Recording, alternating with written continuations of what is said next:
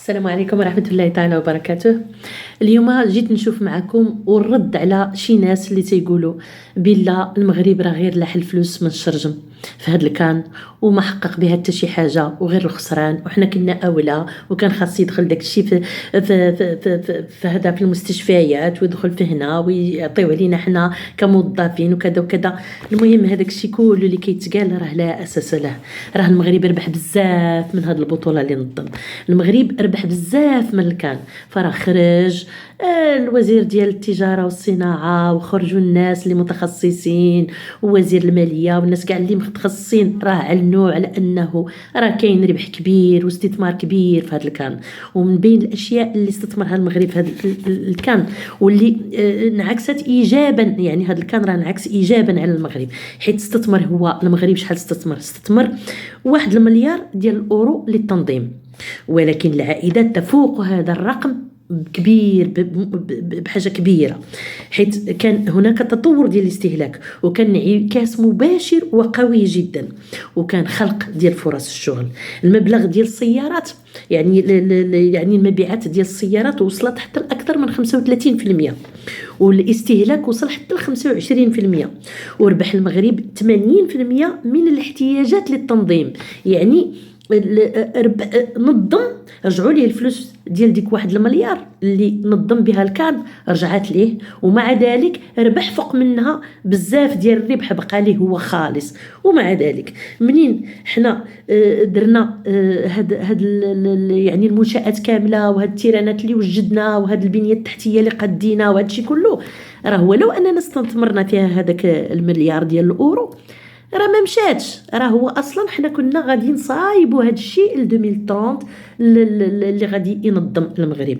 سكيفي هذا الشيء اللي درنا راه غادي يبقى عندنا، وهذا الشيء اللي درنا راه باقي في بلادنا. سكيفي حنا خاصنا الاصلاح، يعني هذاك الشيء اللي صلحنا راه صلحناه لانفسنا وباقي عندنا، يعني استثمار كبير وبقى عندنا. وفوق من هذا الشيء ربحنا فوق منه بزاف، ردينا ديك المليار ديال الاورو وربحنا فوق منها بزاف، وكانت مبيعات ديال السيارات اللي فقط 35%، كان الاستهلاك اللي فوق 25%، كان يعني فرص الشغل اللي تزادت. ربحنا ايضا شي حاجه اللي هي مهمه بزاف واللي هي كشف الحقد والغل على المغرب والدول اللي معانا والدول اللي ضدنا، وعرفنا شكون اللي معانا وشكون اللي ضدنا. البنى التحتيه بقات في بلادنا وطورات، وحنا منين كنديروا هذا الشيء دونك المنشآت راه بقات في بلادنا، دونك مئات الالاف ديال فرص الشغل يعني اللي تخلقت مئات الالاف ديال فرص الشغل، وتحريك عجله التنميه، ونقص يعني في لوطو ديال البطاله، الناس اللي ما كانوش خدامين نقص بزاف. يعني تصوروا شحال من واحد غادي يخدم في هذوك الملاعب اللي تبنات، تصوروا شحال من واحد غادي يخدم في الطرقات، تصوروا شحال ديال لي جارديني غيديروا الجرادي، تصوروا شحال. يعني حنا راه ربحنا بزاف، عاد زيد المبيعات، المشتريات، لي زوطيل، التوريزم، كل شيء هادشي راه ربحنا فيه بزاف. دونك كانت استراتيجية مدروسة من طرف المغرب وكانت ناجحة، واستثمرنا واحد الاستثمار اللي هو مزيان بزاف، وكانوا فيه عائدات زوينة على بلادنا. دونك عمرنا خزينة الدولة، قدينا البنية التحتية ديالنا، المغرب ولا كيبان دولة راقية جدا.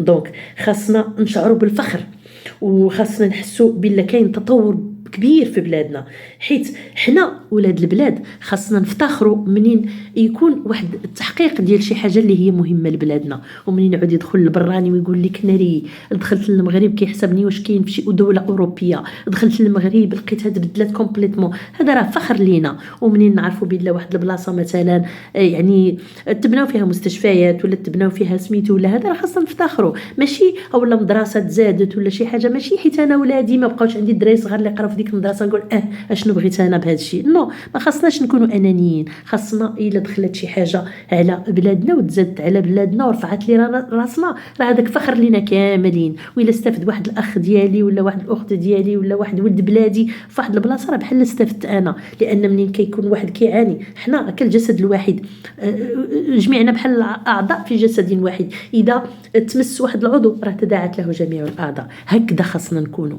وهكذا خاصنا ننوهوا يعني بالمجهودات المبذوله من طرف المسؤولين في المغرب. دونك عافاكم، خاصكم تفتخروا ببلادكم وتهزوا بها وتكونوا ايد وحده وديما مغرب.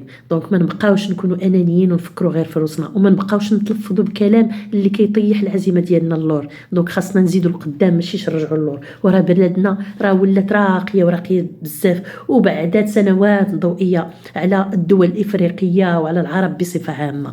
دونك هذا راه فخر لينا، خاصنا نعتزوا به. وهذه هي بلادنا، وهادو هما المغاربه، وهذه هي بلادي. كنحبك يا بلادي، ودائما ان شاء الله ديما ديما ديما مغرب. وتحياتي.